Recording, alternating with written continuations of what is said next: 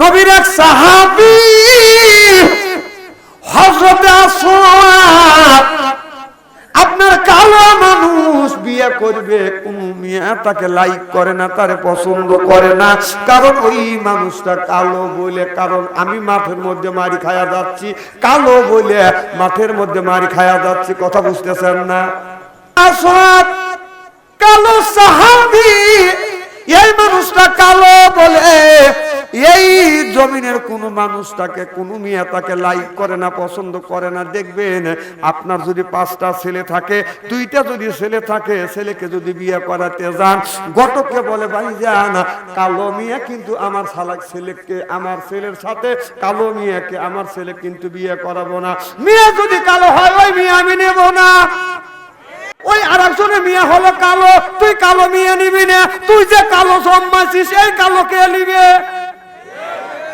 কি সওয়াল বিয়ে করতে যা যে কও যে কালো মেয়ে লব না, তুই যে জন্মাইছিস আমার সাথে কালো, ওটা নিবে কে? কথা কয় একটু হিসাব করে কয় না, কথা কি আমি অবাস্তব বলতেছি? আচ্ছা এইরকম ছেলের বাবা আছে না নাই? সুন্দরের দিকে যা, খালি সুন্দর, খালি দলা খোঁজো, খালি দলাই যদি সবাই খোঁজে, তুই যে কালো জন্মাছিস তোর কালোটা কে নিবে? বড় বড় চোখ করে তাকাচ্ছি যে বাচ্চা অন্তরিত আসল কথা ধরে তুলছে। আমার ভাইয়ের আমার আসওয়াদ কালো বলে কেউ বিয়ে করতে চায় না।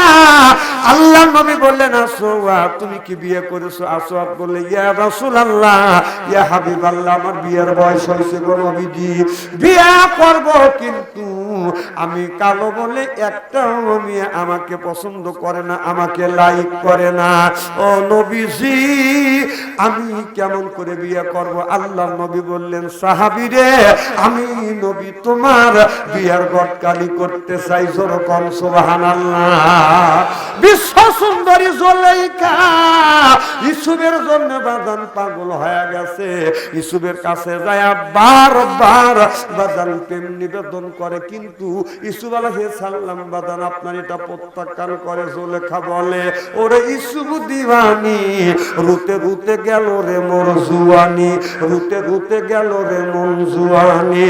জুলেখা বলে ওরে ইসু সামালো, সবল গুলগুল সবল গুলগুল সবল গুল। এবার এই জুলেখা ইউসুফ আলাইহিস সালামের কাছে যা বলে ইউসুফ রে তোমাকে আমি ভালোবাসি। ইউসুফ আলাইহিস সালাম বাজার লাইক করে না। এবার জুলেখা একটা বুদ্ধিতে উপনীত হয়ে গেলেন। ইউসুফ নবীকে একটা রুমের মধ্যে বাদান ঢুকাইছে, রুমের মধ্যে ঢুকাইয়ে আপনার ঘরের দরজা গুলি বাদান বন্ধ করে দিছে। দেওয়ার পরে বাদান শরীর থেকে গায়ের কাপড় সুপুর যা ছিল সবকিছু বাদান খুলিয়া উলঙ্গ হইয়া জুলেখা ইউসুফ নবীর কাছে বলে লাহাই তালা ইউসুফ রে আমাকে খুশি করো, তুমি আনন্দিত হও। ইউসুফ আলাইহিস সালাম আকাশের দিকে তাকাইয়া বলতেছে কলা মাশাআল্লাহ, আল্লাহ এই নারীর কবল থেকে তুমি আমারে হেফাজত করো। চিল্লাইয়া কোন সুবহানাল্লাহ। জুলেখা বলে ওরে ইউসুফ দিওয়ানি, রুতে রুতে গেল রে মন জুয়ানি, রুতে রুতে গেল রে মন জুয়ানি। জুলেখা বলে ওরে ইউসুফ সমাগম, সবল গুলগুল সবল গুলগুল সবল গুল। চিল্লাইয়া কোন মারহাবা। এই জুলেখা এত সুন্দরী মহিলা ইউসুফ আলাইহিস সালাম একটা বারের জন্য ইউসুফ আলাইহিস সালাম জুলেখার মুখের চেহারার দিকে বাদান তাকায় নাই। ইউসুফ আলাইহিস সালাম আল্লাহর কাছে বলল আল্লাহ এই নারীর কবল থেকে আমারে বাঁচাও। বিশ্ব সুন্দরী জুলেখা, চারজন মহিলা এই পৃথিবীর ভিতরে বাদান বিশ্ব সুন্দরী, তার মধ্যে একজন হলো বিশ্ব সুন্দরী হযরতে ইউসুফ আলাইহিস সালামের বিবি হযরতে জুলেখা। চিল্লাইয়া কোন মারহাবা। এই সুন্দরী মহিলা জুলেখা ইউসুফ নবীর ভিতর ঈমান আছে বিদায় ইউসুফ নবীর ঈমান নষ্ট করতে পারে নাই। আর আমাদের দেশের নারী আছে, এটা নারী নে, এটা হলো টাটা গাড়ি। আপনার সুন্দরী যুবক দেখলে বাদান ঠোঁটে লিপস্টিক লাগাইয়া কয় আমারে যাইয়া দেখো, দুনিয়া ভুলে যাবে, হায় দুনিয়া ভুলে যাবে। ওয়া ওয়া ওয়া। এ বাংলাদেশের নারী রে, যেই যুবকের ভিতরে ঈমান আছে, ইন্নাল্লাযিনা আমানু, ইন্না মানে নিশ্চয়ই আল্লাযিনা সিবা যাহারা ঈমান আনবে ওই আল্লাহর উপরে, ওয়া আমিলুস সলিহাত, আর যারা নেক কাজ করবে। এক নাম্বার ঈমান, আর দুই নাম্বার নেক কাজ যার ভিতরে আছে, ওই যুবকের কাছে যাইয়া ওই যুবকের ঈমান নষ্ট করা যাবে না। তোমার একটু শরীর ভালো আছে, ঠোঁটে লাগাইছা লটকিয়া পিস, এই যদি যুবক দেখলে দেখাও দাও তুমি বাদান চিজ, তুমি তো নারী না, তুমি হলো পান্তা খাওয়া সেরি। যখন কথাও কয়া সাহস পায় না, যখন ঠিক কিনা এখন না ঠিক করতেছে।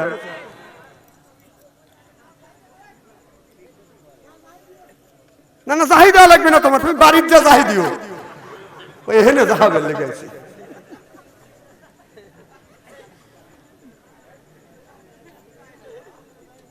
আমার ভাইয়ের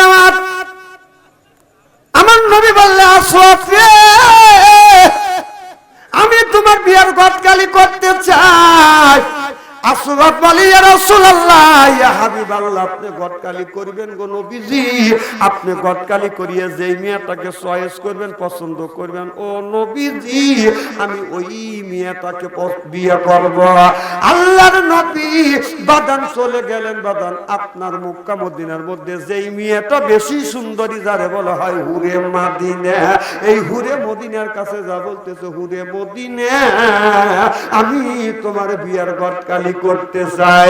হুরে মদিনা বলে ইয়া রাসূলুল্লাহ, ইয়া হাবিবাল্লাহ, আপনি আমার বিয়ার গতকালি করবেন গো নবীজি, যেই যুবকটাকে আপনি পছন্দ করবেন আর যেই যুবকটাকে চয়েস করবেন, যেই যুবকের সাথে আপনি আমারে বিয়ে দিবেন, ও নবীজি ওই যুবকটাকে আমি বিয়ে করব। সিল্লাইয়া কোন মারহাবা। আমার নবী নিজে গতকালি করছে, আর আমাদের দেশে ঘটক নামে দালাল আছে। ছেলের বাড়ি যা বলে এমন একটা ছেলের সাথে তোমার মেয়ের বিয়ে নিয়ে আসছি, কারণ 10 গ্রামের ভিতরে ওই রকম ছেলে খুঁজে পাবে না, কারণ ওই ছেলে একদিন মদ খায়, সারাদিন বাদান শৈতান পায় না। মানে বলতেছে এইরকম মানুষ আর খুঁজে পাবে না। মেয়ের বাড়ি যা বলে, ছেলের বাড়ি যা বলে, এমন একটা মিয়া তোমার ছেলের বউ হয়ে আসবে, এটা হলো তোমার ছেলের ভাগ্য। কারণ এই মিয়ার মতো মিয়া 10 গ্রাম খুঁজে পাবে না। বিয়ের আগে 2 সন্তানের মা হয়েছে। কারণ কেন হয়েছে? এটা হলো মোবাইলের যুগ। মোবাইলের মধ্যে বাদান আপনার যুবক যুবতীর প্রেমা ভালোবাসা করতে করতে প্রেমের বাদান সেঞ্চুরি করছে। সিল্লে কল ঠিক কিনে তোমার কাছে ফোন করিলে, তোমার কাছে ফোন করিলে পাইগো শুধু ওইটিং, ও ডার্লিং কার সাথে করতেছো তুমি ফিল্ডিং, ও ডার্লিং কার সাথে করো তুমি ফিল্ডিং। তোমার কাছে ফোন করিলে, তোমার কাছে ফোন করিলে পাইগো শুধু ওইটিং, কার সাথে করতেছো তুমি ফিল্ডিং, ও ডার্লিং কার সাথে করো তুমি ফিল্ডিং। তাহার সাথে দেখা হলে বলে আব্বার ফোন কইয়াছে, আব্বার পরে বড় মনে আমারে ফোন দিয়াছে, আমারে ফোন দিয়াছে। তার সাথে দেখা হলে বলে আব্বাই ফোন কইয়াছে, আব্বার পরে বড় মনে আমারে ফোন দিয়াছে। এইভাবে কত করবে সিডিং, কার সাথে করতেছো তুমি ফিল্ডিং, ও ডার্লিং কার সাথে করতেছো তুমি ফিল্ডিং। যে কথা কয় না, কথা কয় না। ওদের নামাজ তো দাঁড়ে না, মোবাইলে ব্যস্ত। স্বামী ফোন করিলে পারে, কথা কয় না সে তো, কথা কয় না সে তো।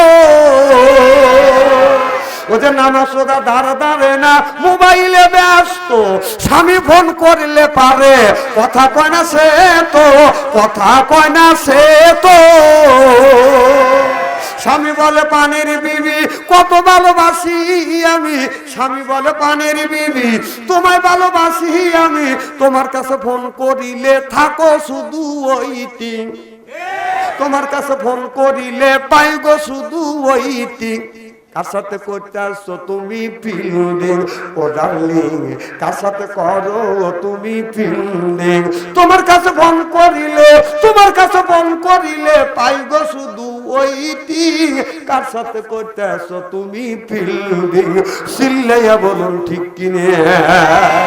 আল্লাহ নবী বললেন ইয়ার ফলিন বিদ্যে উঠে যাবে, এক সুরুল জাহিল জাহিলি চবর্ষিত হবে, সেই অবস্থা আজ সোনার বাংলার জমিনে হয়ে গেছে। খারাপ লাগতেছে? যদি ঘন্টাখানি আলোচনা করি, এইরকম বক বক যদি করি, শোনার জন্য রাজি আছেন তো ইনশাল্লাহ? হাত তুলে দেখান তো দেখি, রাগ করবেন করবেন কারা কারা? না না, আপনাদের মন মানসিকতা ভালো আছে, যে তুলছেন মোহাব্বতে তুলছেন, হুজুর তুলছে তাই, আর যে তোলেন নাই বুঝে তোলেন, অর্থাৎ দুই দলই ঠিক আছে। সাইজ সুইজ তো করিয়ে দেয় রে কর।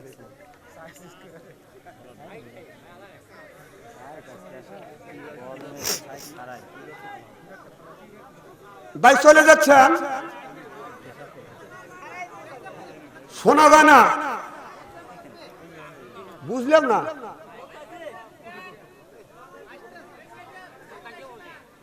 ওই সাইডে সাউন্ড যায় না, দেখেন ওই দিক গুলো সাউন্ড যায় না, দেখেন তো।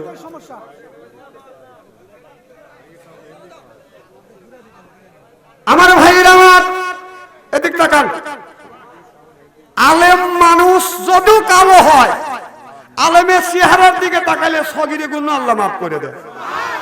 কিছু লোক আমার দিকে তাকাছে এইরকম করে, মানে কালো মানুষ যে আমি, কয় 100 দেখছেন? আমার ভাইয়ের আমার এবার আমার নবী, এবার ওই মহিলা হুরে মদিনা বলে ইয়া রাসূলুল্লাহ ইয়া হাবিবাল্লাহ, সেই যুবকের সাথে আপনি আমাকে বিয়ে দিবেন, আমি তার বিয়ে করব। আমার নবী বাজান নিজে বাজান গটকালি করছে, আর আমাদের দেশে ঘটক আছে, আপনার ঘটক নামে দালাল আছে, টাকা ছাড়া বাজান বিয়ে করায় না। আমার নবী গটকালি করছে, জীবনে একটা টাকাও নেয় না। হযরত আমর রাদিয়াল্লাহু তাআলা আনহু বাজান গটকালি করছেন, একটা টাকাও নেয় নাই। নবীর অনেক সাহাবী গটকালি করেছে বাজান, টাকা নেয় নাই। জোরকান মারহাবা।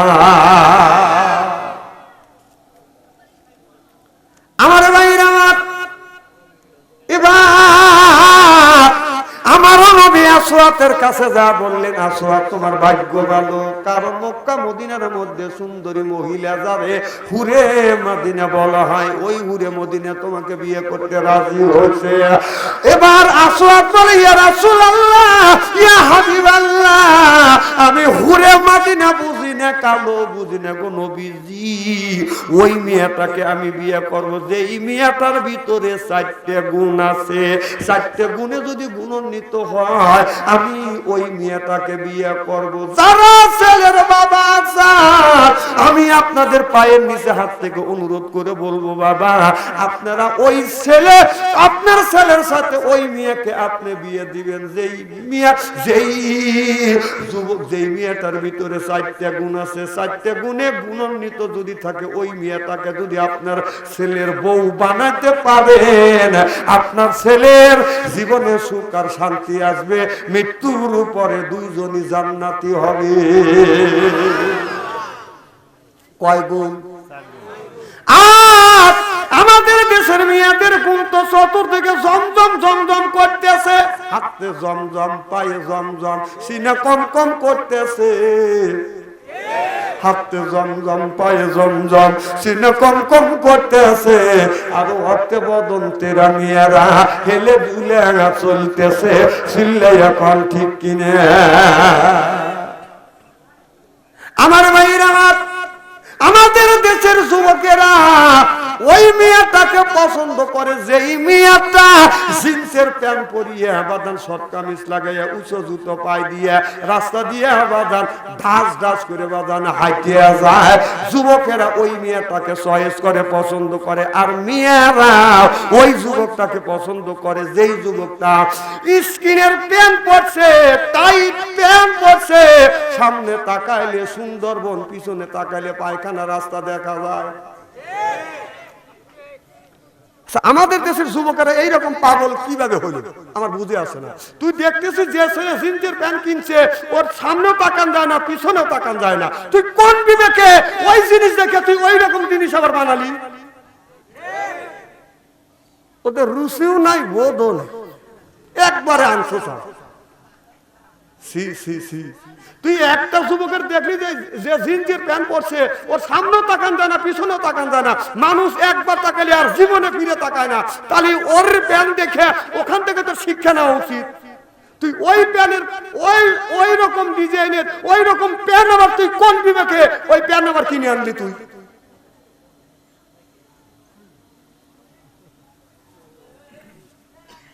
একজন বিয়ে করছে তো 9 হান বিয়ে করছে, কয় খান?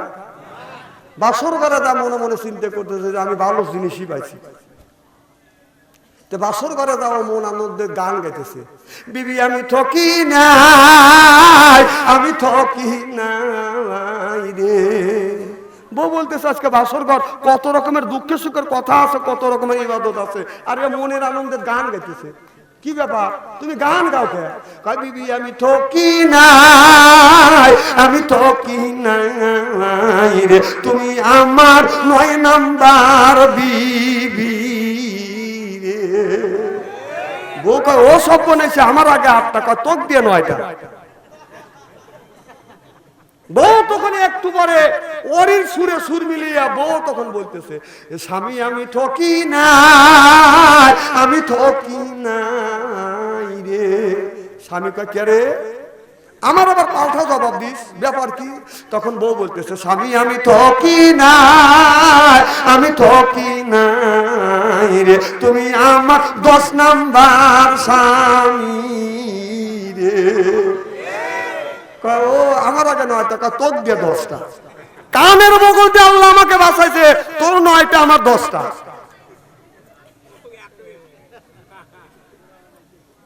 তোমাদের এই অবস্থা যদি হয়, তোমাদের মনে করবে যে আমি ভালো জিনিস পাইছি না। তুই যদি 11টা প্রেম করে থাকিস, যদি 11টা মহিলা ঠকা থাকিস, তোর বউ যে হবে সে 14টা ঠকাইছে, তো 15টা হিসেবে ধরছি না। না এখন তো ঠিক করবে।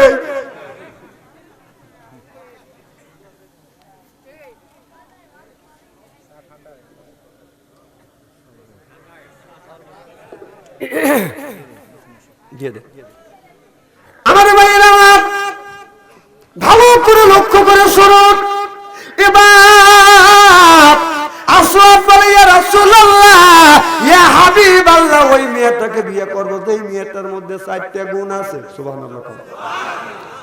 আমার নবী বললেন, আসওয়াদ বলো গুণ 4টা কি? এবার আসওয়াদ বলতেছি, ইয়া রাসূলুল্লাহ, ইয়া হাবিবাল্লাহ, ওই মেয়েটাকে আমি বিয়ে করব যেই মেয়েটার ভিতরে 4টা গুণের মধ্যে সর্বপ্রথম গুণটা হলো যেই মেয়েটা কোরআন পড়া জানে কিনা। সুবহানাল্লাহ।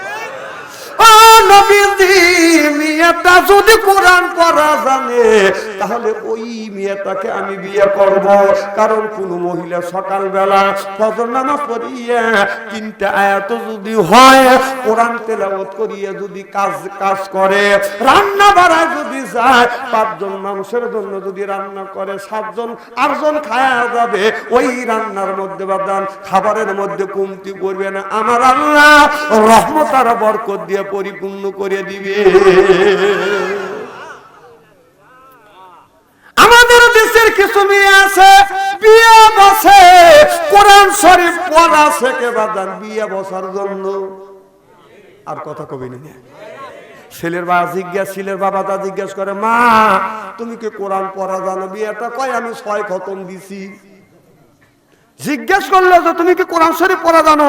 মেয়েটা বলতেছে আমি 6 খতম দিছি। আগে তুই নিয়ে এলে ভাই, তাহলে দেখ কোরআন শরীফের কপালে দুঃখ আছে।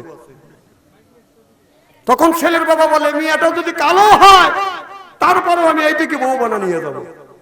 অল্প টাকা দিয়ে নিয়ে এসে বেটার বউ প্রথম কয়েকদিন ফজরের নামাজ পড়ে কোরআন তেলাওয়াত করে। শ্বশুর তখন মানুষের কাছে গর্ব করে আর অহংকার করে বলে, আমি টাকা পয়সা যদি কমিয়ে নিয়ে থাকি, আমার পুত্রবধূ যদি কালো হয়, সকালবেলা ফজরের নামাজ পড়ে যখন কোরআন তেলাওয়াত করে আমার আত্মা ভরিয়ে যায়।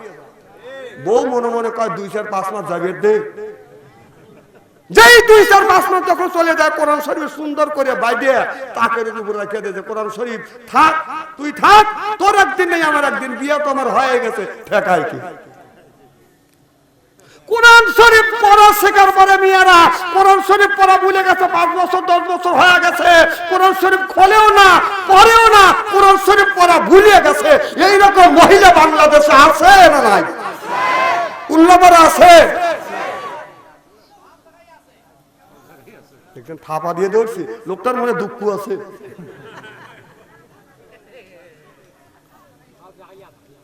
দেখে বলে ইয়া রাসূলুল্লাহ, ইয়া হাবিবাল্লাহ, ওই মেয়েটার ভিতরে যদি কোরআন থাকে ওই মেয়েটাকে বিয়ে করব। আল্লাহর নবী বললেন 2 নাম্বার গুণটা কি? ডেকে ডেকে বলতেছে, ইয়া রাসূলুল্লাহ, ইয়া হাবিবাল্লাহ, 2 নাম্বার গুণ মেয়েটা পাঁচগানা 5 ওয়াক্ত নামাজ পড়ে কিনা। এই গুণটা যদি থাকে তাহলে ওই মেয়েটাকে বিয়ে করব। 3 নাম্বার গুণটা কি? যুবক বললেন আল্লাহ বললেন, যুবকটা বললেন রাসূল গো, ওই মেয়েটাকে আমি বিয়ে করব।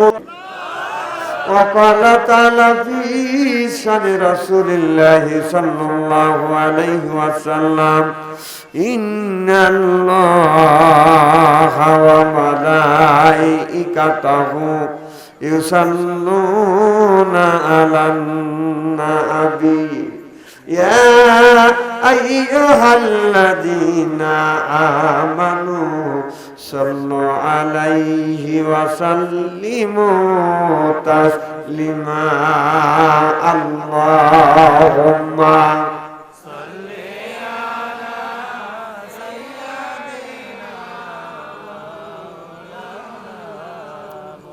وعلى آل سيدنا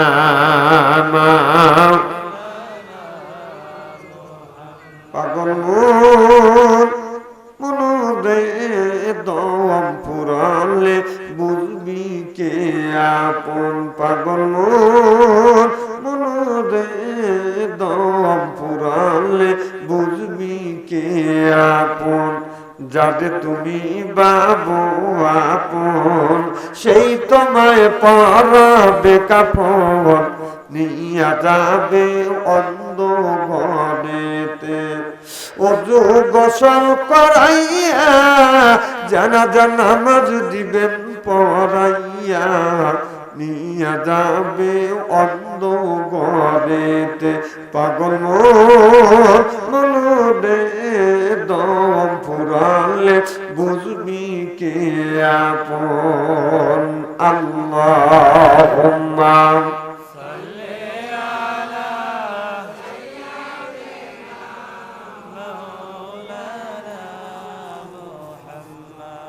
وعلى آل سيدنا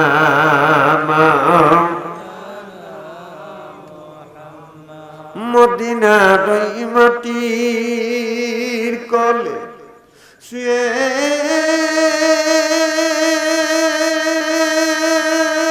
কামলিওয়ালা, জোরে জোরে বলুন মারহাবা। আরো জোরে, জোর হলো না। মদিনার মাটির কোলে শুয়ে কামলিওয়ালা, তবু নূরে তামাম জাহান হইল উজালা। ও গো কামলিওয়ালা, আল্লাহুম্মা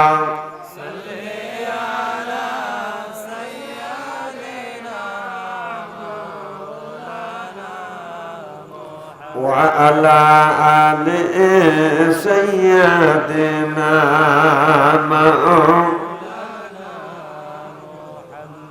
সপ্তম আসমান মেরাজ রাতে দিয়ে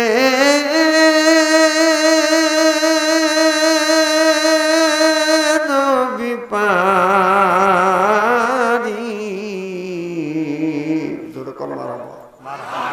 সপ্তম আসমান মেরাজ রাতে দিয়ে নবী পারি গোপন কথা বলতে নবী রাত গেলেন আল্লাহ বাড়ি দুনির দরাসারি বালাগাল উলা বিকামালিহি কাশাফাত দুজাবে হাসানাত জামিয়া খিসালিহি সাল্লু আলাইহি ওয়া আলিহি লা ইলাহা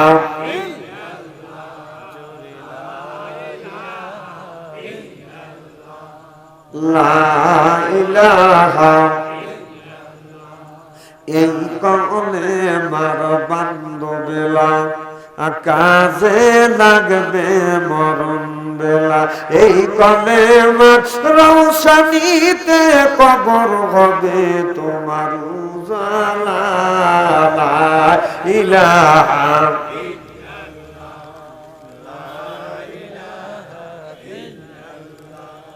লা ইলাহা বহু দূরে মদিনায় আমি কেমনে যাব জানি না আল্লাহ বহু দূরে মদিনা আমি কেমনে যাব জানি না দয়াল আল্লাহ দয়া করো নসিব করো মদিনায় লা ইলাহা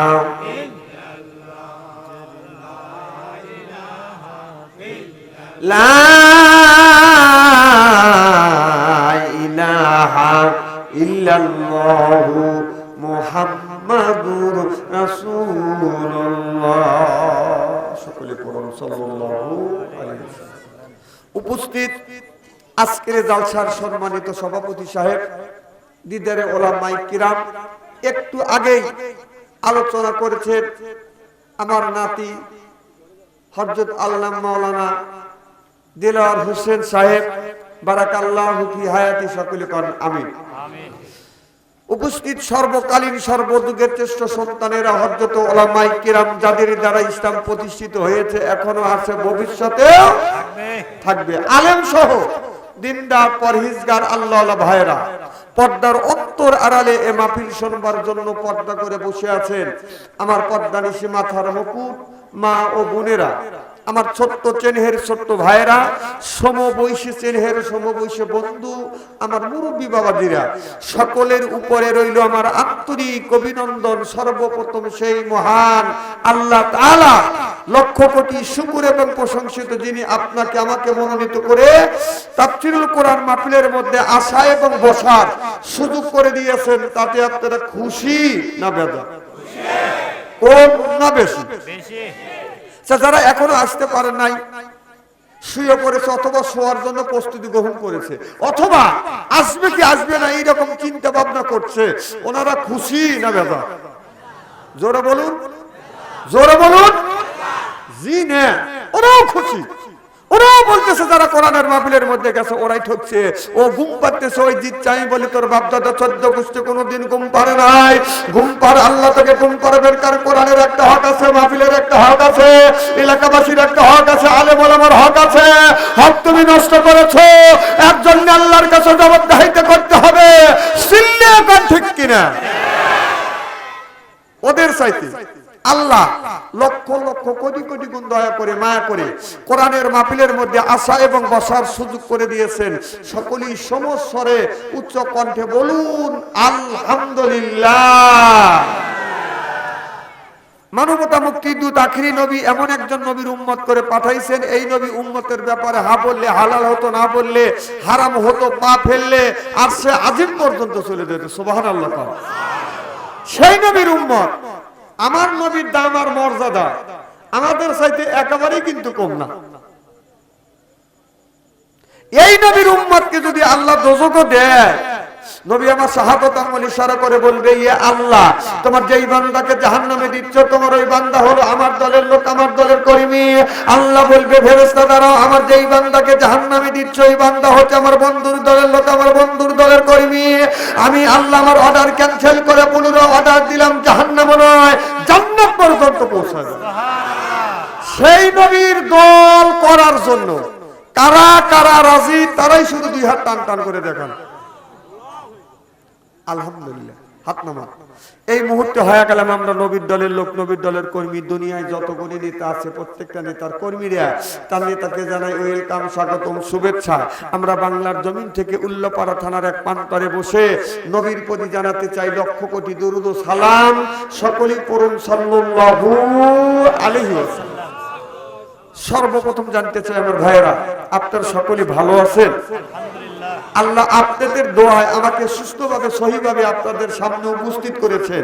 আপনাদের পবিত্র জবান থেকে এ গুনাহগার বাচ্চা আনসারীর জন্য খাস করে দোয়া করুন।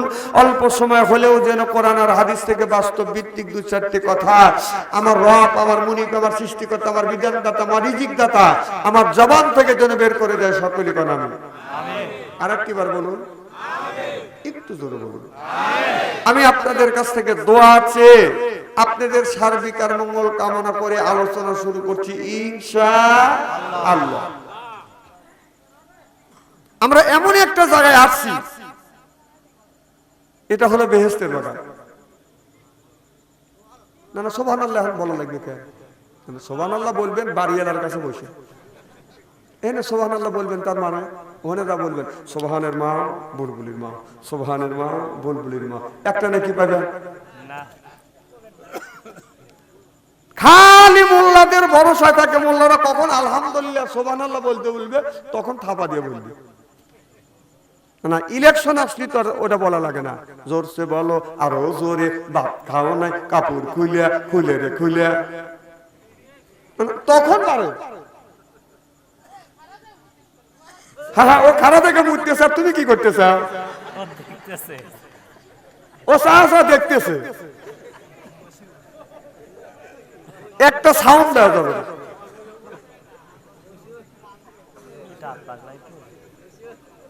তাহলে এটা বেহেশতের বাগান। এই বাগানের মধ্যে সব মানুষ আসতে পারবে না, মসজিদ করে নামাজ পড়বার জন্য সব মানুষ যাইতে পারে না এইরকম। কারণ এইরকম মসজিদে যাওয়ার মতো, নামাজ পড়বার মতো নসিব তার থাকতে হবে। কথা কম? কারণ ভালো কাজে সব মানুষ কি যাইতে পারে না। কারণ নামাজ হলো বেহেশতের চাবি।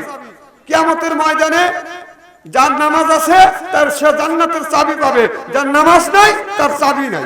নামাজ আছে, ঈমান আছে, নামাজ নাই, ঈমান নাই, ও যতই ভালো মানুষ হোক না কেন। অনেক লোক বলে যে নামাজ না পড়তে পারি, ঈমান ঠিক আছে।